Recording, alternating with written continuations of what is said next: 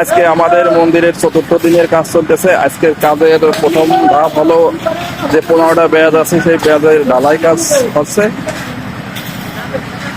এই পুরো সাইডটা আপনাদের দেখাচ্ছে, এই যে কাজ করতেছে ঢালাইয়ের কাজ।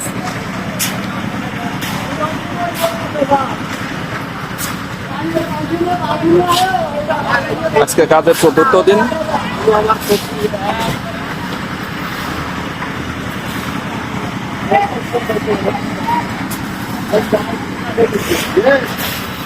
দাদা